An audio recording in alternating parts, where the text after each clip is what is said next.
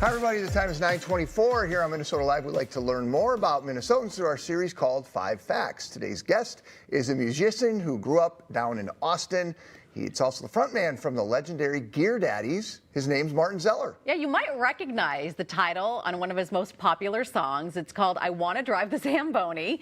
He's performing this weekend in Minnesota with the Hardways in Rochester as well as in Minneapolis, and he joins us now with 5 Facts. Martin, welcome. Thank you very much. Nice to be here. You guys kind of know each other a little bit. Well, we do the same event every year, Yeah. but we've never actually had a conversation. So He ignores me every time. You're backstage getting your voice ready, right? Like it's a Wiggle Your Toes event. So anyway, glad to formally meet you. Yes, so, very nice to meet you. And you're playing a couple of shows over the next few nights. Tell us about those. Tonight we're in Rochester, Rochester, Minnesota, okay. kind of my old neck of the woods. Yep, and that show's sold out, right? No, there's a few tickets. Oh, tonight's left. still open. Yeah. Okay.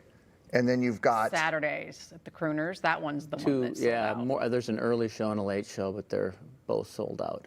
What's it like to come home and perform? Come back to Minnesota and perform to sold-out crowds? That must be pretty slick. Yeah, I do. I love it. I mean, obviously my wife's from Austin, Minnesota as well, and we're Minnesotans through and through, so we just love it here. I love coming back. Are your crowds, are they people who sort of were like kind of grew up Gear Daddies people, or because your music has evolved a lot over the years and you've got a different band that you play with, or are they there for your new offerings that you're bringing?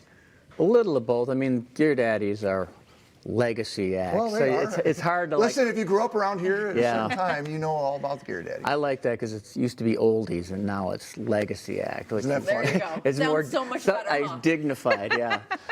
But I'll always kind of be in that shadow, and that's fine.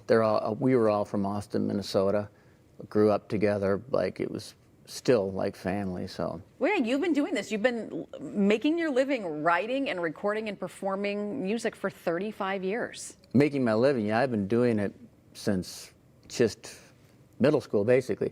And my bass player, Nick, we've been playing together since basically 8th grade. Wow. Still playing, so that's 45 years or more.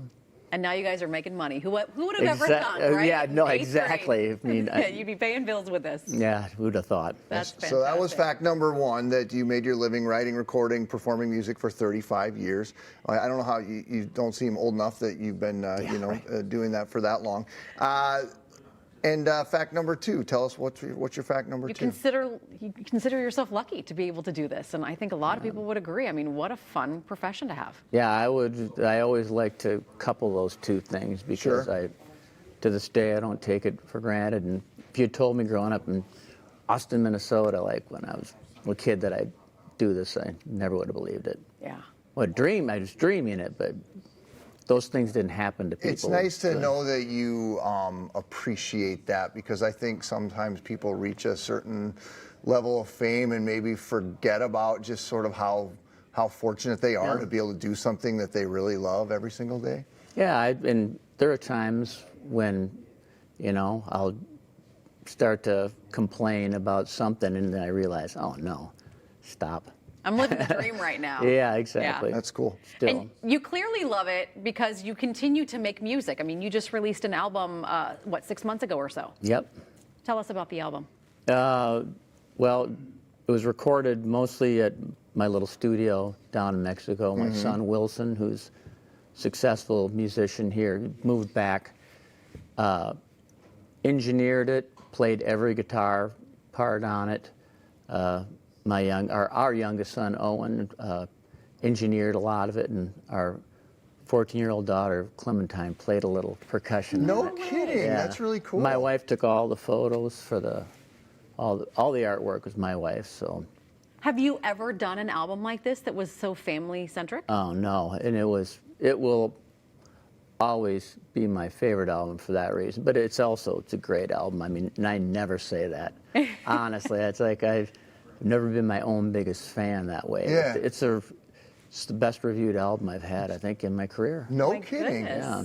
Well, as a father, it's so you sort of root for the kids in a different way. So I'm guessing you're sort of looking at this album in a different light too, because you're so proud of what they're doing. Yeah, and I mean, my son's gonna go roaring past me already is like pulled up neck and neck. So I couldn't be happier. Did they grow? I mean, just you being you, and did they grow up? Was music always front and center, or was that something they kind of found on their own? Largely on their own. I mean, we had a house that was filled with instruments and guitars, and one day Wilson grabbed one, went into his room, never asked me to show him anything, which is probably good because I'm not a great guitar player. I play well enough to write with. Yeah. So I've always hired really good musicians to kind of do the heavy lifting that way. That's fantastic. I think about what it must be like to record an album with a group of people versus your family.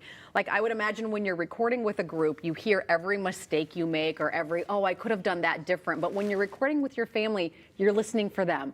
You're hearing their highlights, not so much yours. That's a really good point. Yeah, that's not something I thought, but it's true. I could never listen to my own stuff because all I hear is what I wish I'd done differently, or what I, kind of cringe at a note or whatever. And this album, I just listen to more as a whole and let the whole thing wash over me rather than pick it apart. Picking your stuff. That makes sense. You mentioned that you do live part of the time in Mexico and that your family was down there. Where in Mexico?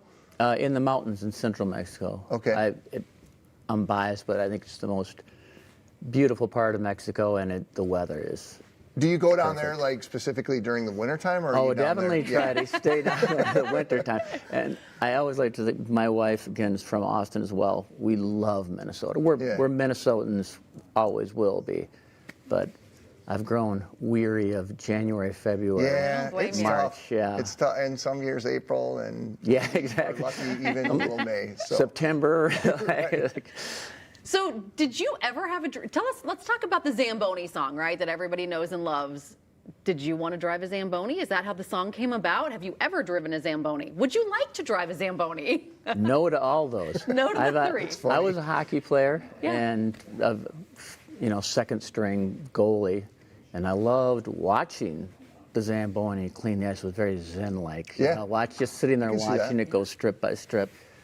But no, I've never actually wanted to drive one. I've had plenty of offers and have yet to take them up on it. I'm a terrible driver, period. So I don't know. I mean, getting on a vehicle that I'm unfamiliar with would be probably disastrous. I'm formulating what would be a great story that we could do someday is we get you on a Zamboni over at Excel Energy. I was thinking the same thing. You can be in the grocery cart one where you just sit and just wave to people as they go around. Good luck with that. I've been asked for 35 years if I do it, and I've not done it yet. So awesome. Right. Well, Martin, thanks for stopping by and sharing some time with us. Thank you very much for having me. I appreciate it. Have a great weekend. Fun shows, huh? Thank you. Yeah, it'll be a blast. In addition to tonight's show at the historic Chateau Theater in Rochester, there are tickets still available to upcoming performances in Stillwater and at First Ave. We'll post a link to those on MinnesotaLive.com.